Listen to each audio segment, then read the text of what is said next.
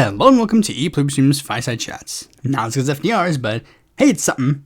No major housekeeping for this episode, so let's get right into the news. First news story is an update on something that I haven't talked about in a while, and it's the situation in Myanmar. Now, for those of you who don't know, if you don't remember, just a quick recap, Myanmar has been under a military dictatorship for a while, because the civilian government that was led by an activist named Aung San Suu Kyi faced a military coup in 2021, and there's been a long-standing civil war basically ever since then, with various factions kind of like vying for control. And yet currently the military dictatorship's kind of just remained, at least, I mean, I can't really label it strong, I guess. They're still in power. But again, they are still facing this big civil war. But there is one update that is going on with that story, and it is the fact that Suu Kyi has been moved to house arrest. And the reason being is that this military dictatorship is basically doing, like, they're basically like Buddhist nationalists. So their excuse is that this is under a Buddhist, like, situation. Like, it's like, you know, it's basically like the equivalent of like a Christian dictatorship, like giving someone a pardon on Christmas, you know, that kind of stuff. Like, you know, they're expressing quote unquote some goodwill, you know, with their, you know, religiosity, even though their stupid fake fairy tales are what's leading them to be stupid and fake it stupid. But basically, like, she's not the only one. The state media announced that they are giving amnesty to, they're giving some amnesty to 1,519 prisoners, including 11 foreigners. And, you know, like, I mean, they're like those ones, and the remaining ones, they're getting their convictions cut by a sixth of, I guess, their sentence. And Suu Kyi was originally sentenced to 33 years in prison in late 2022, but now they're stating that her sentence is now reduced to 18 years in house arrest, with around 13 years left of her sentence to serve. Now, the UN National General Secretary Antonio Guterres has tried to they've tried to say, like, okay, this is like a good step one. Because they're trying to get a peace process, but there is no peace process. The peace process is the coup leaders let her go, and they turn themselves in to get whatever sentence comes to them, because, yeah, they're fucked. Free Suu Kyi and free all the political prisoners in Myanmar. I'll have to do a little bit more research on the ins and outs on, like, what's going on in Myanmar right now. I just know, again, I haven't been keeping up to date on a lot of the situation regarding it. She's basically like the one person I have, like, kept some attention on in this situation, because she's the figurehead of, like, the democracy movement in the country right now. I mean, she's always been that. She was a democracy activist before she even, like, got arrested. So, yeah. And let's do another news story. The next news story is there was a global Samud flotilla that just got apprehended by Israel. 22 vessels were seized by Israel and taken to Crete, and they're being, like, sent to, a lot of them are being deported to Greece, and there's also a thing that happened where people were finding photos of the activists who were being sent to Greece, and a lot of them were being physically abused, so that's a very big one. I didn't even know that they were sending another flotilla at this moment. As far as this Al Jazeera story says, there are 47 more boats in the flotilla that are going there, like, are still on their way to Gaza, but, I mean, there's a good chance they're probably going to get apprehended. And another thing that happened is that Trump also made an announcement where he's basically like, don't you guys, like, he basically, like, made threats about people who express support to the flotilla, you know, people who were like, you know, like, countries don't express support for the people who are doing this flotilla, and it's like, fuck you fucking pedophile. I don't give a fuck what you say, you're a disgusting pedophile. And that is what you are, a filthy, disgusting pedophile. That's what you fucking are. No, you can't say that, because the latest guy, he wrote that in his manifesto, you can't say that. Yes, I can, because he is a pedophile. Right-wingers have called Joe Biden a pedophile for years, even though there is significantly less evidence of Biden being a pedophile than Trump is. Biden sniffs girls' hair, Donald Trump is best friends with a child sex trafficker. If your threshold is that Biden is one, then there is no threshold where Trump isn't one. But back to the flotilla, they're not going to let the pedophiles stop them. They've announced that they are already they're going to launch another flotilla soon. So break the siege, break the siege, break the siege. Now let's move on to a domestic news story that is, of course, probably the biggest fucking news story that everybody has been talking about. And it is the fact that the Supreme Court has weakened the Voting Rights Act, and the GOP, is going to immediately use this time to fuck over the fucking Democrats, and particularly black Democrats. And the thing is, you just truly see just how rotted the right wing is, because it is truly just at the point where all of this is just this is the thing you really have to understand, how the right wing has just rotted so much. People are finding old photos and videos of George W. Bush and Sheila Jackson Lee at an event that was celebrating the reauthorization of the Voting Rights Act or something like that. It was I don't know if it was a ceremonial thing or if it was a actual big important event, but it was they love the Voting Rights Act. The Voting Rights Act was a massive piece of legislation that truly makes it so that the racial gerrymandering is basically gutted. Racial gerrymandering obviously still happens, but it's still gutted to a certain extent. And every single fucking reactionary fascist on Twitter basically explicitly proves why the Voting Rights Act needs to stay as it is, because every single one of them immediately after this came out, the first thing they said was, we need to get rid of every single DEI district in the South, which is you literally just proved explicitly why we need this bill and why we need this law. And this has immediately gotten bad real fast, because everybody was trying to figure out most people kind of arithmetic in their brain that, okay, even if this thing gets passed, there's no way that the Republicans can do something about it in this cycle. This will probably hurt their chances in 2020. This will probably hurt our chances in 2028 a lot, but there's no way that things will happen that will make it so that, this will happen. There's no way that this will happen in this term. And then the fucking governor of Louisiana, the one who fucking started this case in the first place, immediately announced that he is going to suspend all of the House primaries that are going on right now and push forth to redraw the districts, and then afterwards they'll hold new elections.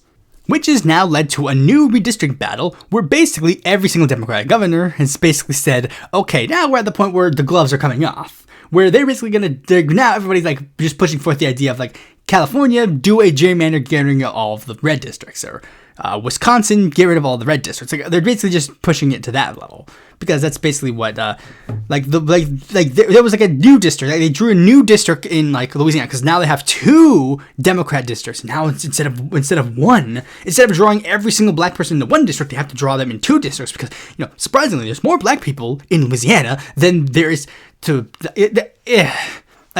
and this is the thing that infuriates me, because there's a lot of things about this that infuriate me a lot. Obviously, the big one is the big fucking obvious power grab that the Republican Party is trying to do, trying to rig the elections, which is the thing I warned was going to happen. And I just gotta say this. I think I gotta make this to the poll. I gotta make a poll about this, and I gotta just ask if you guys want me to make this episode, because I've just said it for 50 million times. Should I just make an episode where I chastise leftists who didn't vote for Kamala Harris?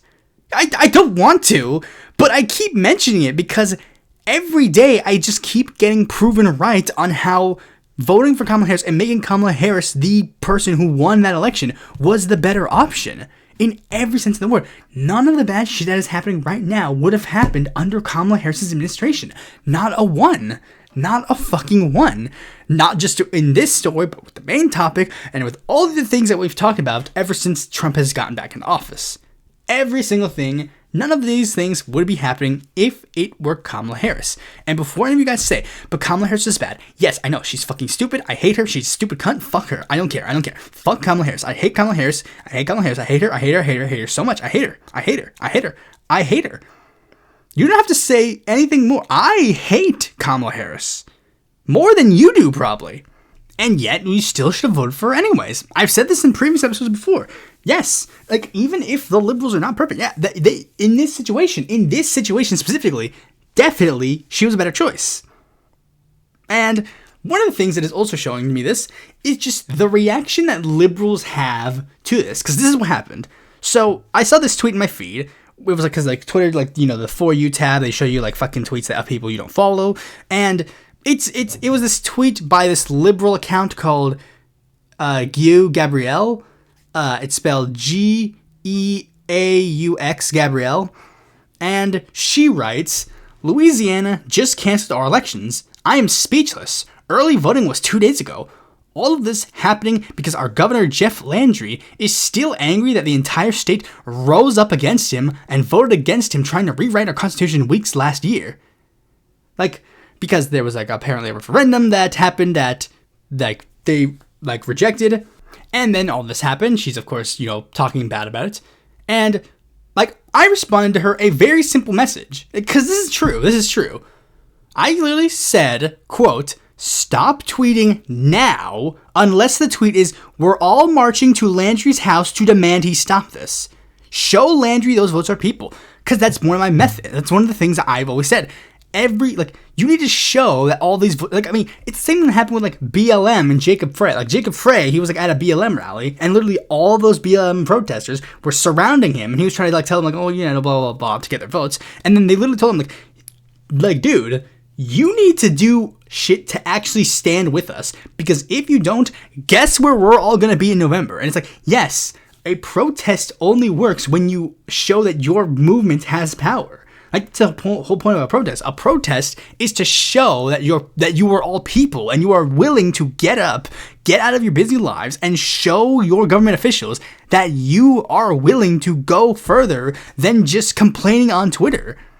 And that's the thing. That's what she did. She complained on Twitter. It's like, okay, you have a massive platform. I'll just look at her. I'll just look at her follower base. She has 59,000 followers. 59,000 followers. Imagine what she could use that platform for. To tell the people, like 59,000 people, hey, if any of you are in Louisiana, we're protesting today. We're marching to Landry's mansion today to show him that we will not stand for him delaying our fucking elections. And that is one of the, I mentioned this in a previous episode, like, this is a very important thing that I'm like, this is borderline, like, oh my gosh, this is like, oh, is it time now, guys? This is a borderline that bad.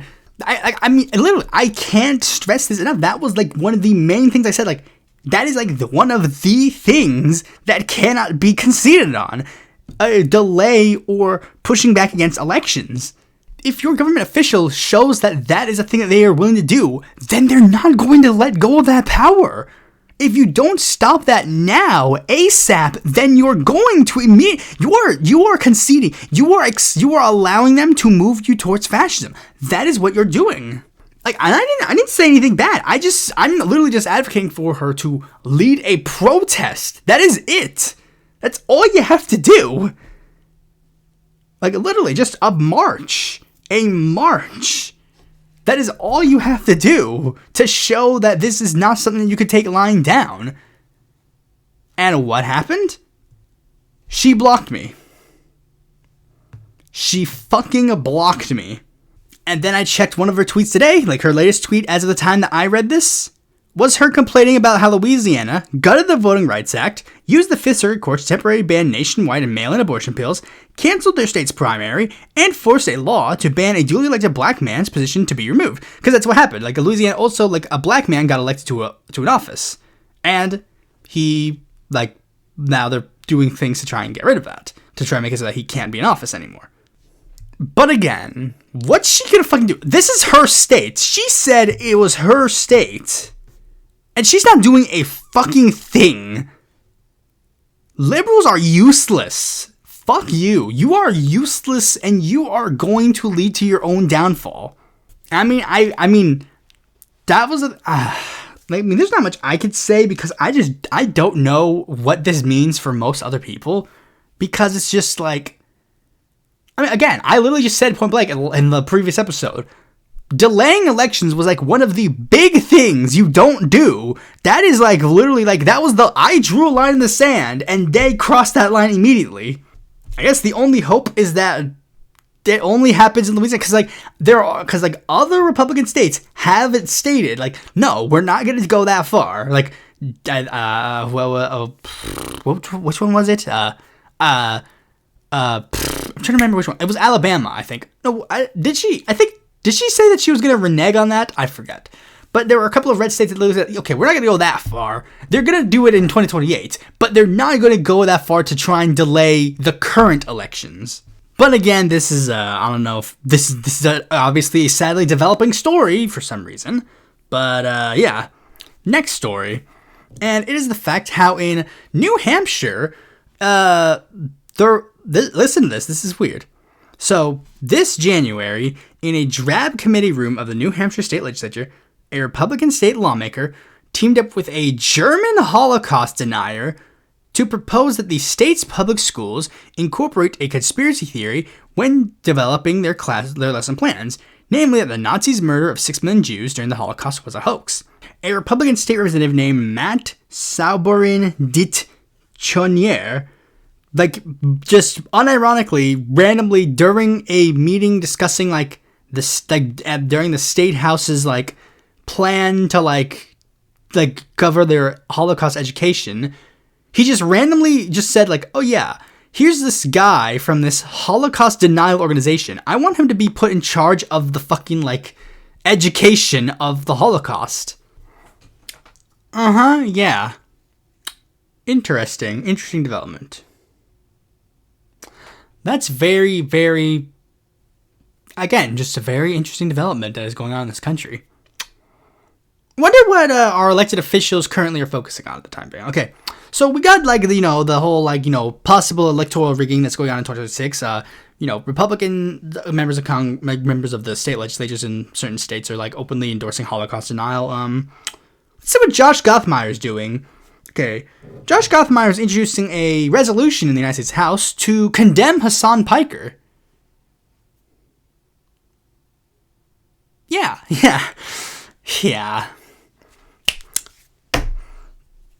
Fucking, why do our elected officials just want to fucking do nothing? I just fucking hate how there are just so many elected officials. It's there are so many things that you could do, and you just choose to do literally nothing. Literally, it's the fucking, oh my god, babe, wake up. It's the 15th, Hamas condemnation bill that's going on today. Wake up, babe. It's time for our Hassan Piker condemnation bill. It's time for our socialism condemnation bill. It's why are you introducing all these fucking stupid bills? Why don't you introduce bills that do shit for something?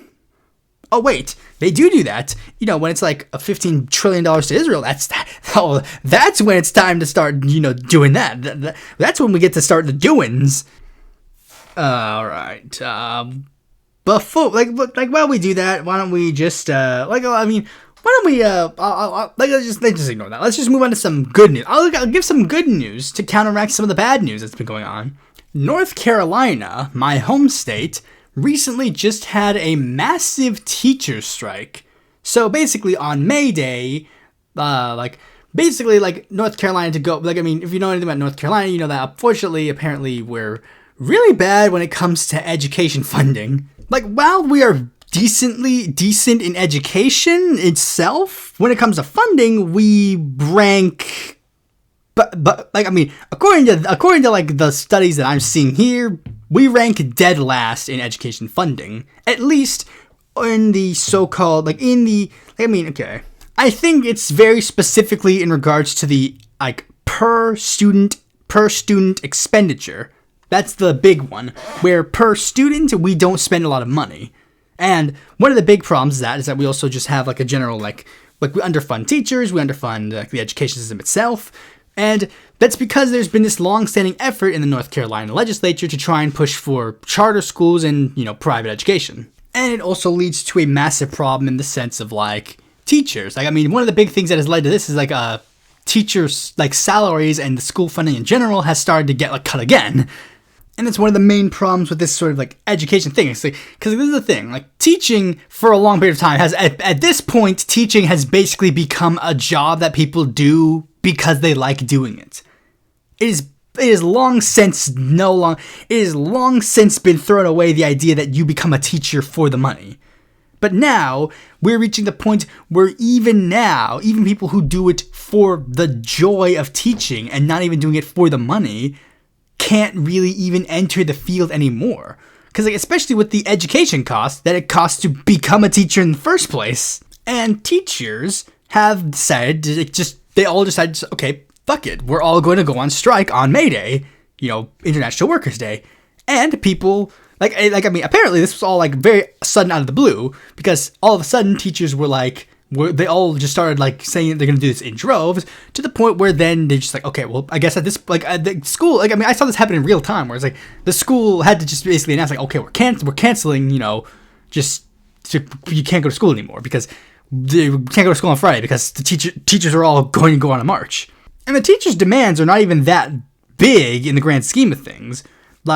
They're just asking for a simple 25% pay raise across the board, and to increase funding in the schools, to have increased funding investments of $20,000 per student by 2030, which you might think sounds big, but that's actually not a big number. It's actually, at first when I saw it, I was like, wait, is that a big number or no, big low number? Turns out, no, that's not a big number at all. Because I looked at the statistics of the schools of places that do the educational by student thing, and it's the highest one is 30,000 in DC. And this strike was a massive success, it seems, because there was multiple rallies and thousands of people were marching in favor of this. And one of the things that was a big part of what made this successful was the working of the group Down Home North Carolina, which is a progressive, lefty advocacy group that leads, candidate rallies, that kind of stuff. It's I don't know the full ins and outs of the organization, but I've been following them for a while, and they're they do good work. They do good organizing and stuff. And that is also one of the things that even got people on the Twitter's attention, because there's this one Twitter account that said, remember, the NC May Day protesters were busted by a lavishly funded tax-exempt entities aligned with the NC Teachers Union, referring to, Down Home, North Carolina, to which I just responded a simple, good, and it's yeah, good. And, they also, show, all this other stuff, where it's oh my goodness, look, there was a sign at one of these protests that said, end the war, stop ICE, May 1st, general strike, oh my goodness. Oh no, it's good. I don't know, good. This is a good thing. I don't know what you're talking about. So yeah, shout out to the NC Teachers Union, solidarity, you guys deserve more funding. That way you could actually fucking do your jobs right. But a bigger news story that I'm sure a lot of you probably know about is what has been going on with the Maine Senate race, where it is basically officially, for lack of a better term, I just gotta say it, it's effectively over. Because Janet Mills has dropped out of the race because she was just, her campaign was for a long time running on fumes, essentially. It was basically just running on fumes at this point. And even though there is technically candidates running against Plattner, David Castillo, I don't know how to pronounce it, Costello or whatever. He was the Democratic guy who ran against Angus King in the last race. And there's a write-in candidate named Andrea LaFlame who is running. But the Democratic Twitter account essentially just posted hooray for Plattner, and they've all Chuck Schumer and all these other people have basically announced that they're just moving on with the general election.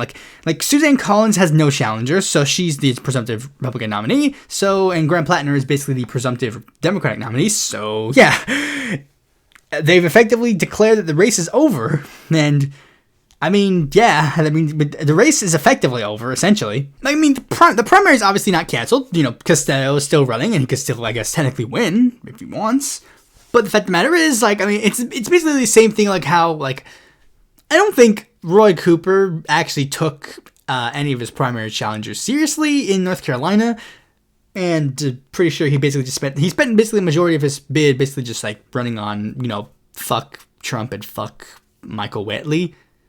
Because, again, it was basically the presumptive nominee before the race even began.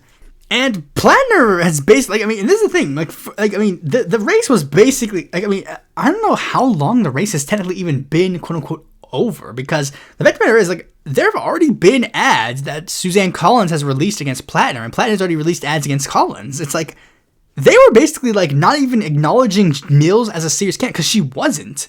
And it's the thing, that's the big thing about Plattner. It's and that's one thing I gotta explain about the left, and this is one of the things that I say the left needs to do to explain all of this. This is one thing that, because one of the, a lot of this really stems from the left. The left and Plattner. Because the Plattner tattoo controversy, in any other day, we would have been we all would have canceled Graham Plattner. Plattner would have been forced to drop out and blah, blah, blah. But it's the problem is you guys waste, the establishment Dems have already wasted all their opportunities to do that. They wasted it in saying that Bernie Sanders was a self-hating Jew.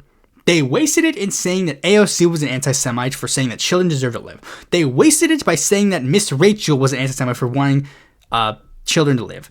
They wasted all their capital on all these other candidates, all these other campaigns. You've wasted it, and now we give no fucks. And that's the beauty. Left, do not give a fuck. Don't give a fuck. If they call you an anti-Semite, don't care. Don't care. Don't acknowledge it. Don't pretend. Pretend it doesn't exist and move on. They say any of their attacks against you, just ignore it. Either ignore it or just say, so what? I don't care. Fuck you. It's the same thing with Mamdani. One of the big things that they're going on with Mamdani now is every fucking 5 minutes they're Mamdani's a communist. It's so who cares? I just don't care. I genuinely, just to say this, don't fucking care. We're not in the position where we can care anymore. I literally explained earlier in this video. Republicans are already trying to cancel primaries and cancel elections. I don't have time to wait around to be oh, no, we're going to have to wait for the right candidate to be there. It's over. Plattner is the right candidate because he's winning. He's winning. Mills was just an absolutely terrible candidate. And this is the funny thing. Mills, they're all trying to blame each other. Mills is trying to blame, the Democratic establishment for trying to force this on her because she didn't want to run. Mills did not want to run. She was groomed into running by Chuck Schumer. Chuck Schumer groomed her into running in this race. Meanwhile, Chuck Schumer blames her for, she didn't enter the race when he wanted her to, because he tried to groom her in the race for a while, but she entered really late. And that was one of the main reasons why. I think she entered the race after Plattner, if I remember correctly. I could be wrong, but, that's the vibe I'm remembering. But it was doomed from the start. Mills was an old as fuck Democratic incumbent governor that nobody liked. Mills was not liked at the time. She wasn't even, the comparison is Roy Cooper and Janet Mills, but it's Roy Cooper is popular in North Carolina. Janet Mills is not popular in Maine. So it was a bad choice to have her as the option. But they didn't have any other options because the Dems, it's the thing, the establishment Dem pick will always fail. They'll always fail. I guess I can't say always fail, but they usually fail because they pick vibes that they think people want. It's the same thing with the fucking thing. It's the same thing that is going on right now. The vibe to Chuck Schumer and to Kirsten Gillibrand, centrism is Janet Mills. But to a lot of the people on the ground, centrism is Graham Plattner. Graham Plattner is not even really a centrist, but he gives off that centrist vibe to the point where people still to this day claim that he's going to be a Fetterman turncoat, despite the fact that literally, I just genuinely, I mean this in the most honest sense. If anybody genuinely, I've said this to multiple people in the comment section when they say I think he's going to be Fetterman. I think he's going to be Fetterman. You're wrong. You know nothing about Fetterman. That tells me more about what you guys perceived as Fetterman's gains and flosses than everything. I guess I can't speak for you guys. You all might have genuinely been that stupid and just said oh, white populist. That's why I want Fetterman. But I wanted Fetterman because I knew of John Fetterman's platform, his agenda, his legacy, his career. He was the guy who ran for Senate in 2016, saying that he was going to be Bernie Sanders' #1 ally. He was the guy that ran for lieutenant governor and tried to get the Philadelphia DSA's endorsement. He was the guy who, would hang marijuana flags on the fucking state capitol and the gay rights flag on the state capitol when he was lieutenant governor. Forgive me if I assumed that guy was going to continue that legacy when he went into the Senate. Meanwhile, Graham Plattner is literally almost the exact opposite. Like, where Fetterman was doing all that stuff for the camera to get people to get in his favor, all of Plattner's good shit was stuff that he was doing behind the scenes. And I just want to mention this because I think this is a funny thing. Because like, another reason why a lot of people are even pointing out like the failures is that Mills being an old as fuck, like, unpopular Democratic incumbent, is that she kept making mistakes that everybody was just like, why? Why are you making these, big, because one, we all know, they're going to obviously be bad on things like Israel, all that other stuff. But Mills even went so far as to make weird campaign mistakes that literally is just like, in what world would you actually think that this would work? And the big one came from the fact that Janet Mills, vetoed a bill that would have banned AI, data centers in Maine. And then it's like, of course you failed, because every single Democrat opposes AI data centers. They oppose generative AI. They hate generative AI. But, Chuck Schumer and all of the other, establishment Dems, they're trying to, pivot now. They're trying to be like, oh, we're actually the pro-AI party. We're actually the pro, crypto party, that kind of stuff. But here's another thing. You want to know who's actually leading the charge of being the pro-AI party, trying to turn the Democrats into pro-AI? Maine's other senator, Angus King. He may not have supported her publicly, but I guarantee that he was supporting her privately, and he was giving her these tips to be like, hey, here's what you can do to win people over, and trying to say, oh, this is what you should do. But no, that's not how it works. There's not much else I can really say, but it's weird that it's, for some reason, it seems that the House Dems are not doing so hot, but for the Senate, there seems to be this weird thing where Democrats are apparently going to do really well in the Senate, apparently, where they're going to have really good Senate choices, apparently. If Graham Plattner is basically the de facto Democratic nominee in Maine now, so now what all we need left now is fucking Abdul El-Sayed. Sure, we still have we also have other people who are pretty good choices Julie Gonzalez, but basically once we got Abdul El-Sayed and Graham Plattner, we're basically set. Anyways, with that out of the way, let us move on to the main topic of this video. Another technically repeat podcast, because I technically did a podcast on this subject a long time ago, back when it was back in a previous era, but there's a reason why I'm dusting off this old hashtag, because I think it is very important to bring it up in this day and age. Now, before we get into that, let us set the scene. United States intervention in Latin America is nothing new. Literally every time I cover a Latin American country on my podcast, I usually have to preface the election with, the United States couped the leader of theirs in blah, blah, blah, that this year. Because most, if not all, of Latin American internal affairs at the modern day can really be tied back to U.S. intervention that has been made a while ago. In fact, you can really do this to not just, Latin America, you could also do this to the Middle East and even in parts of Africa and Asia. And while, of course, a lot of people want to blame America as a whole or, the uniparty or the duopoly, we all have to be real. Republicans do this more than Democrats. That's just real. That's a real fact. Truly, that is a true fact. Republican administrations always have a more hands-on approach regarding Latin America regime change than, Democrats. The only exceptions I can really think of are Woodrow Wilson and JFK. Otherwise, it's usually soft power of the Democrats versus the hard power of the Republicans. If we take the last three administrations into account, Barack Obama was very into soft power. The very few coups in Latin America that happened under his administration were done by the political establishments within their nations, Paraguay and Honduras being the prime examples.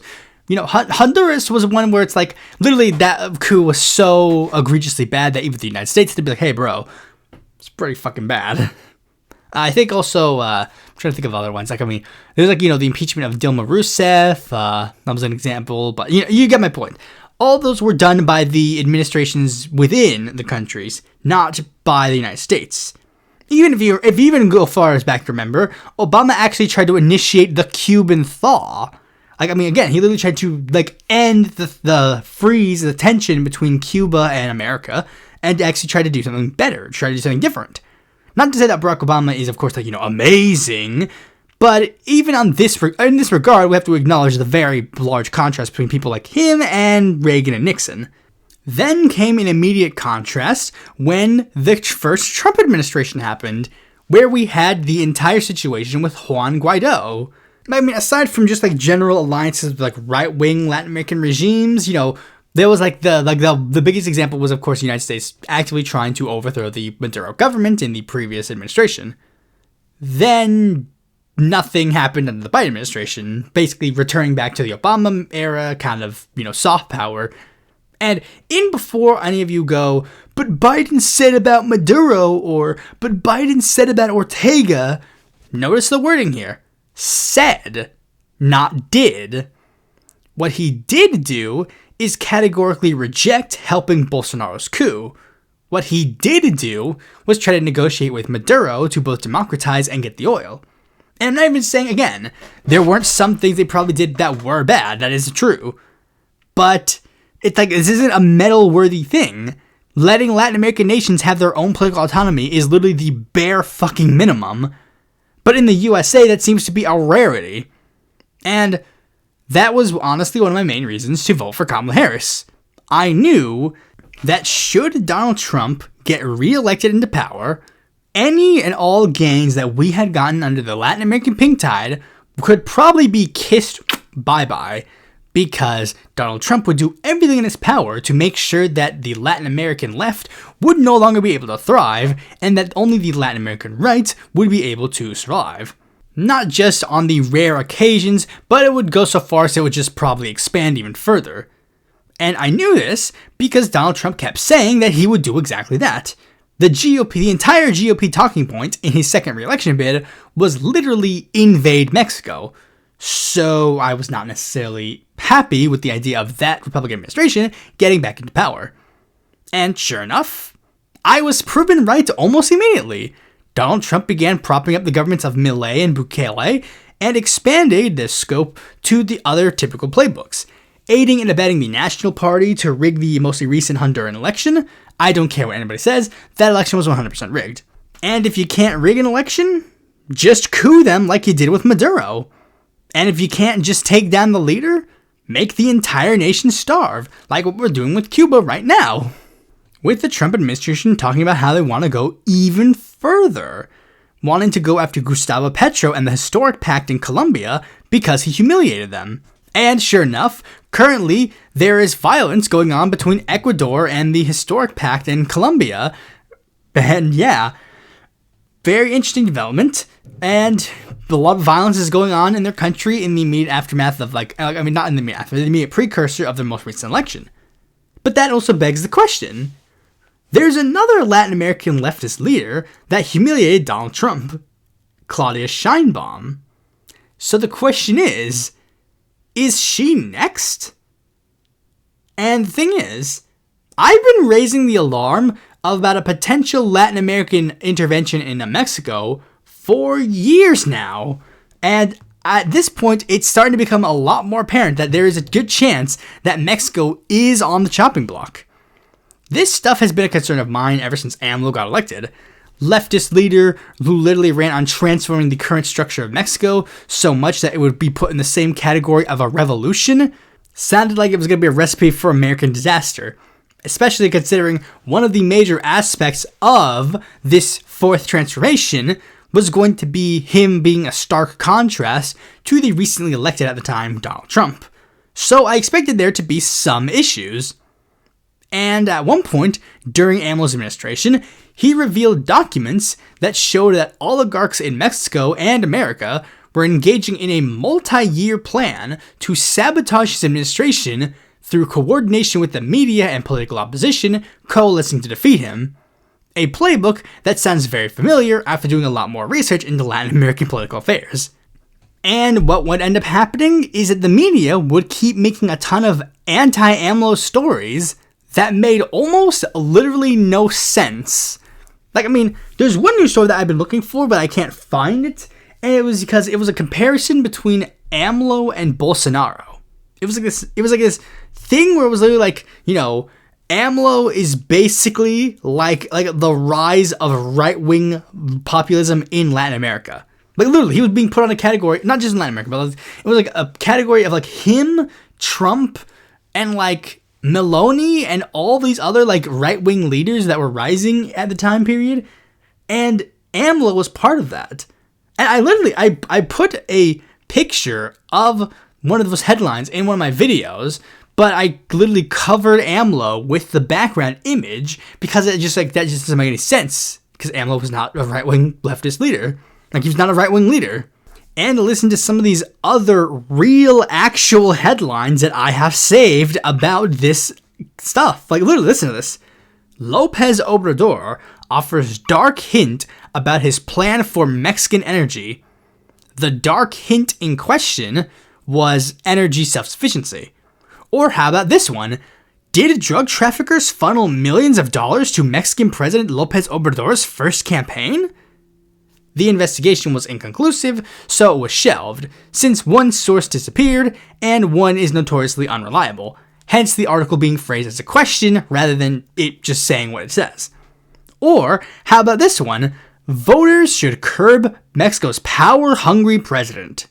Man, he's so power-hungry that he literally calls for referendums on the issues to address the concerns of the people. Like, that was one of the big ones that I saw over the course of his administration, where he was like, where everyone was like, AMLO is destroying democracy, destroying democracy, destroying democracy. Even to the point where they literally framed him doing the opposite of destroying democracy as him destroying democracy. Like, literally, it would be like Mexico's like democratic backsliding of electing the justices is bad. It's like, huh? And I don't think I have to explain the fact that the talking point of the massive anti-AMLO coalition of all the parties was proven absolutely right. Even though all these parties apparently had no reason to coalesce with each other, they don't like each other apparently, but they were able to coalesce around each other against AMLO. Interesting development. But despite the concerns, seemingly nothing major happened, and it really just stemmed from the fact that AMLO had this weird bromance with Donald Trump. I'm not entirely sure why. Because even though there was obviously like differences and tension between them, they had this weird like bromance type relationship. I really don't get it. Like, it's so weird. Like, it seems like my biggest guess really just stems from the fact that since Mexico and the United States are so interconnected, there really couldn't be any actual conflict between the two. Because AMLO was also nice to Biden as well. But he even went so far as to try and it might also be because like he wanted to use that platform to actually try to discuss real issues, because he would like talk with Trump and Biden to try and address the concerns of like immigration, because like one of the big things they kept talking about is like immigration is a big problem, and he's like, okay, if you want to fix the immigration problem, here's some ideas you could do. They wouldn't listen to him obviously, but he would still try. But again, some of it might also just be due to practical reasons. The United States is perfectly fine with overthrowing Venezuela because they're over there. But it's really hard to do that when Mexico is right on your border. Any potential downsides that happen from, overthrowing Nicolas Maduro, it happens over there. Meanwhile, anything bad that happens if we overthrow the Mexican president, that's going to trickle down to us very fast. Any and all intervention within Latin America has been nuanced, close political and economic relationships that benefit the ruling class of both nations. But now, Mexico has a brand new president who doesn't seem to have that viewpoint of AMLO. AMLO kickstarted, it's a very obvious to point out, AMLO kickstarted the movement of Mexican self-sufficiency. Sheinbaum is basically running on trying to fix, do more. She wants to kick the self-sufficiency into higher gear and has way more of a mandate to actually implement that. And she does not have a bromance with Donald Trump at all, despite the fact that there was literally a video of him just today literally saying that he thought that she was pretty. For lack of a better term, she's more radical than AMLO. And in that same vein, Trump is way more radical now than he was 10 years ago. The last Trump was on a stage hugging a gay pride flag. Now he is talking about Dems wanting transgenderism for all. Combine that with the fact that he is obviously sundowning and knows that when he has to leave office this time, there will be nothing preventing him from getting any sort of repercussions of his actions in the future. Any point of modicum of stability that he had prior is just fucking gone. And yes, that is very weird to point out that the first Trump administration was the sane Trump administration. And it's not just him, it's the entire right wing that has rotted with him. Not just the American right, but the worldwide right as well. Granted, some of that is also because, unfortunately, since Trump has been around, we have unfortunately seen the rise of Americanization of world politics. The UK especially got it bad, with Boris Johnson and Nigel Farage basically copying Trump's playbook beat for beat to become popular. To the point where now basically every single American randomly wants to get involved in other of other countries' affairs, but they say it in a way, especially on the right, where it's very obvious that they know nothing about the internal politics of these nations and just say random shit. And this is the big one is literally, again, it's like usually in Europe, especially, where a figure is popular in America, like a foreign figure is popular in America, and we suggest them as people to lead their nations. Like in America, we've seen the rise of people saying that Andrew Tate should be the Prime Minister of the United Kingdom and Conor McGregor should be the President of Ireland, even though neither of these two are popular in their own countries. They're only popular in America. There's another figure that I could use as an example, but I'm going to save that for a little bit later as we focus a little bit on what that means for Latin America specifically. Because, again, that's Europe. What about Latin America? The way this has manifested in Latin America is that it's manifested in this biggest way that is just so incredibly interesting. And it is the fact that now the Latin American right wing has basically given up any pretext of not being pawns of the United States of America. They've always been pawns of the United States, but they've usually had to pretend that they care about their own nations, that they want to, they used to pretend to be nationalistic of their own countries. But now, they just are unironically, at this point, just unironically pro 100% United States, nothing more. And the reason being is obviously because if a real nationalist figure in Latin America were to arise, they would obviously butt heads with America. If a right-wing figure in Peru was actually a nationalist for Peru, they would not give a fuck about the United States. They would hate the United States. They would actively work against the United States.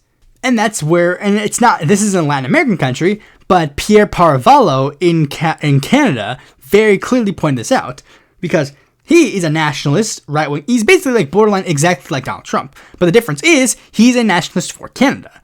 And as such, when Donald Trump started saying things that were anti-Canada, he stepped in and was like, hey, bro, shut up. I love Canada. So that's since he couldn't be a pawn, he couldn't be trusted, and America couldn't give them any money. And again, in Latin America, they've just gotten just super unabashedly, just without even a shadow of a doubt, like this. Marina Corina Machado demanded that the United States invade Venezuela and gave up her own Nobel Peace Prize to Donald Trump in order to win favor and become the instilled puppet. Literally, that's the biggest fucking example I could think of, where even she used to, again, the Venezuelan the Venezuelan opposition used to at the very least pretend that the anti-Chavez, Chavismo, anti-socialist policies, they used to pretend that this used to come from a nationalist perspective of their internal politics. But now we have Marina Corina Machado, who literally is I have accepted this symbol of the Venezuelan opposition to of Chavismo, and now I'm literally just going to give it away to Donald Trump. We've gotten to the point where there's right-wing, right-wing Ecuadorian governor. They just show up to official government events with MAGA hats on. And we've got to the point where there was a presidential candidate in Honduras that explicitly ran on making Honduras a territory of the United States. I mean, in the most honest sense, they literally just don't care about the pretext of being their own nation's whatever. They don't want their nation to have their own autonomy. They want their nations to be boots licking of the United States.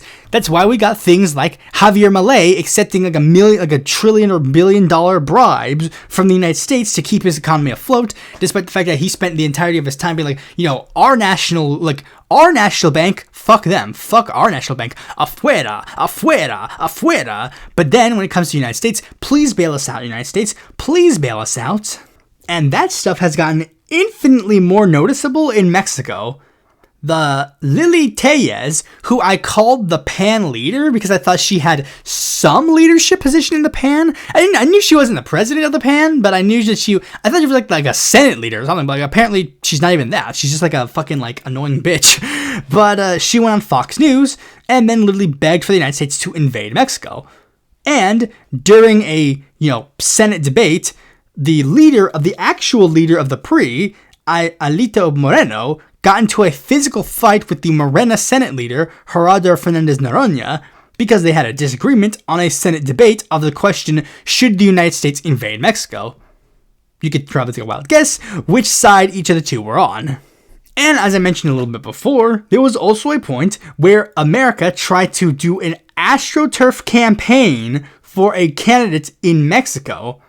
Despite the fact that Xochitl Galvez was right there, Donald Trump was like, fuck her, we're going to make sure that the AstroTurf campaign is Eduardo Verastegui, a guy who is way more well known for his roles in American movies than in stuff in Mexico. He does have a lot of Mexican roles on his wiki page, but again, he's way more well known in America than he is in Mexico.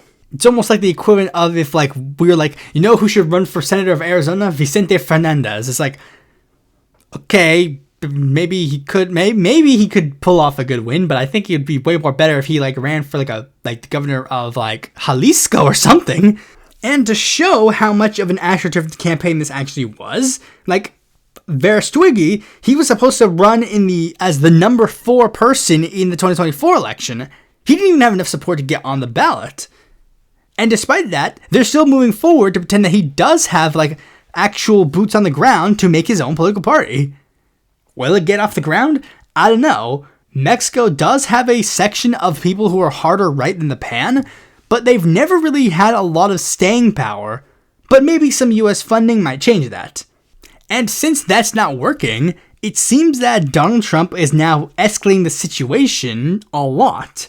Despite the fact that Trump stated that he will have the United States stop giving illegal weapons to Mexico and their cartels, and in exchange, Claudia Sheinbaum will keep 10,000 troops at the border.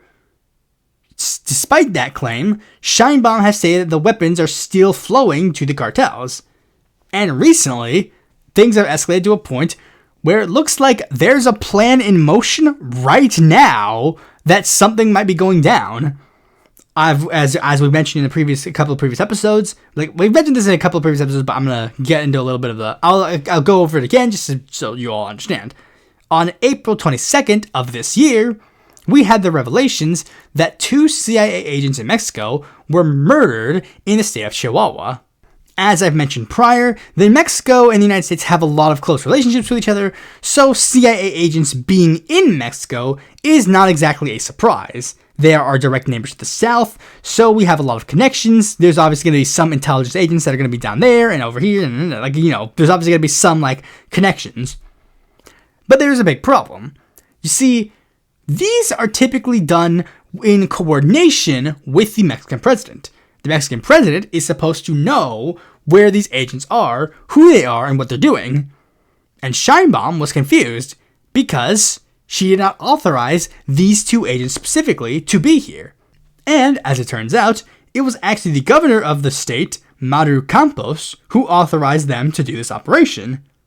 And as such, Claudia is of course calling on Maru to testify and figure out what the heck is going on. But the PRIAN legislators are blocking that from going through, even though this is 100% obviously illegal. Stupid Americans might not understand why this is obviously very bad, but let's paint a little hypothetical for you all. Okay, I'll even dumb it down even more. Let's make it even more stupid. I'm going to specifically talk to you as if you're a right-wing person, a right-wing American who's watching this video. So let's paint a hypothetical for you. imagine if right now we found out that there were 2 Iranian intelligence agency members of Savama who were found murdered in California. And the Trump administration said he had no clue how these 2 guys got here. And it turns out that Gavin Newsom had given them clearance to be here for their operations. Would you not want to call for Gavin Newsom to testify for this incident? Would you not want this to happen? And before any of you try to make the claims, guys, I know you are the same people who got Fang Fang to trend multiple times. I know what you guys actually would stand for when you know that the shoe's on the other foot. And almost immediately after all of this happened, coincidentally, the DOJ has made the claim that the governor of Sinaloa, Ruben Roja Moya, is actually working for the Sinaloa cartels, and are demanding that Claudia Sheinbaum turn him over to the United States. Very interesting development. Right when Claudia Sheinbaum is investigating one governor, all of a sudden you guys want to investigate a different governor. That's weird. A little bit of an interesting tit for tat. Now, I haven't mentioned this specifically a lot as of this late, but we're going to get into that now. This is one thing that some of you might be wondering about. The drug cartels. The thing that a lot of people, that everybody's claiming that this is all being done for. That the CIA agents were investigating the drug cartels, and that they're trying to bring in this governor in because of the drug cartels, drug cartels. I've mostly focused on the aspects surrounding all this, but I haven't explicitly touched the claims of cartels, narco-terrorism, etc. And there are some of you that might even buy into the propaganda regarding it, to the point where you might actually argue that the intervention might even be a good thing. I mean, there were a lot of people who were cheering for Roland Gutierrez to run for the Senate candidacy in Texas, but he was literally running on, we should do an intervention in Latin America to take down the cartels. And here's what we call you all. We call you guys sheeps. Because the media has been feeding you lies about Mexico and Latin America and the drug trade for years. That these nations are basically run by the cartels, and the administrations in charge of them are mere puppets of them. Especially left-wing ones. AMLO, Morena, and Sheinbaum have been called cartel pawns for years, and I have yet to see a single piece of evidence backing up that claim. Literally, you're supposed to just assume in your brain, Mexico equals cartels, and then go off that. To the point that there are a lot of American accounts who post about Mexico, and they literally just flat out lie to you, and you're supposed to hope that Americans don't know shit about Mexico and will take them at their word. Such as the claim that, quote, Claudia Sheinbaum had 32 of her rivals killed. Claudia Sheinbaum did not, in fact, have 32 of her rivals killed. That number is in reference to the fact that 32 political candidates in total were killed in the year 2024, or at least in the 2024 elections. And, to make a note, the majority of the candidates, 19 of them, were members of her coalition. So again, if you want to make the claim that it's the ones who are being killed are the ones who are against the cartels, then again, isn't it interesting that a majority of them were of her party and coalition? And that's the thing, this all gets so fucking strange because literally there was a video of a candidate that was murdered and everybody was trying to blame Claudia Sheinbaum. She's leading the drug cartels and they're killing their political opponents. She's killing the political opponents. She's doing this because, she's only doing this because it's only targeting her political opponents. And it's so bad because they literally were saying this of a candidate of Sheinbaum's party. The video explicitly showed that she was Sheinbaum's candidate. She was murdered wearing the Morena uniform. I know conservatives or right-wingers or reactionaries, they don't understand, they literally, they just do not understand, they just don't comprehend words on the screen or words that are being said. They literally just see colors and sounds and just run off that. Because literally, that happens all the time. Remember, this is literally the thing. Conservatives, right-wing accounts on Twitter literally just post videos and then captions. And the captions and video do not match at all. It'll literally be wow, AOC says that babies being murdered is good, and then it'll be AOC literally saying, I don't think that babies being murdered is good, and then it's just they literally just say that. They don't even pretend to be close to the truth. An example that I put in one of my other videos was where Xochitl Galvez claimed that former Morena president Mario Delgado was under investigation for drug trafficking. And she was in fact literally just using the arrest record of a different man named Mario Delgado. Like, no, I'm not taking your claims seriously because I know who you are. And it's especially bad when when the government officials are literally, it's not even just random fucking losers on Twitter that are the issue. It's there are bigger names, bigger fish than you that say way worse things that are just way more egregious than this. It's the PAN will say, Claudia Sheinbaum and the PAN supporters and all the people who are aligned with the PAN will say that Claudia Sheinbaum, AMLO are narco presidents, they're in league with the drug cartels, blah, blah, blah.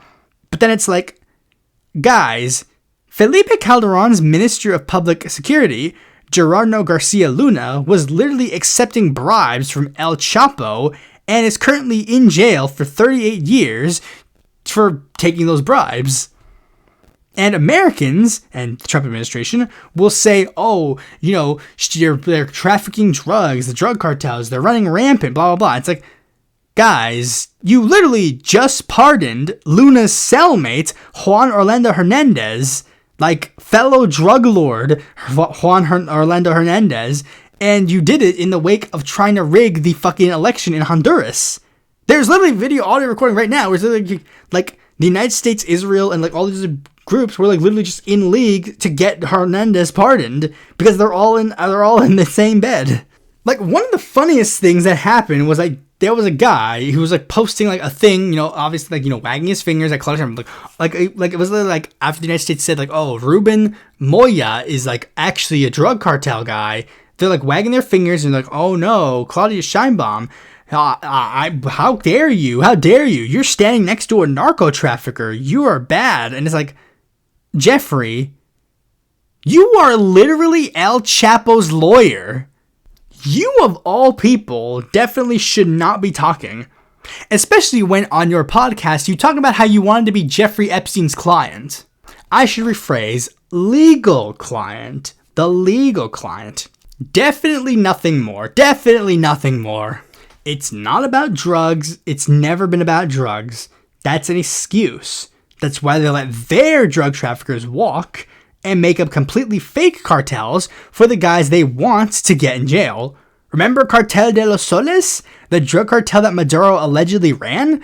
Until they actually caught him and then they admitted, okay, there's actually not an actual group called Cartel de los Soles. It's you've been saying that there was one for years. What? So you expect me to believe it when you go, oh, no, you see, this drug trafficking connection is real. You made up this, you made up the fucking, what's the other one, Tren de Aruga. You made those up. It's you expect me to believe this? The term narco-terrorism is literally just a term invented to target the left. I'm not even kidding. Again, it's not to target people broadly that participate in this stuff. It's, again, only made to target the left. Again, Juan Orlando Hernandez, he's not a narco-terrorist. But Rafael Correa is. Literally, Rafael Correa is labeled a narco-terrorist, but not Juan Orlando Hernandez. Despite the fact that Rafael Correa, there is no evidence of him being a narco-terrorist or narco-trafficker at all. Whereas Juan Hernandez were literally in jail for it. Under Correa, the drug cartels lost power in Ecuador. Ecuador was labeled the safest country in Latin America. Now that the American puppet Noboa is around, and his harsh on drug policies have began, the cartels have gotten so powerful that they literally held up a news organization live on air.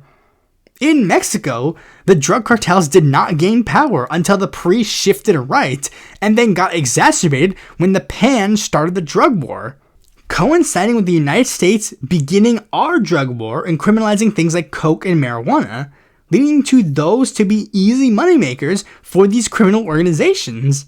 Because shockingly, when you militarize the police, the criminals will become militarized as well.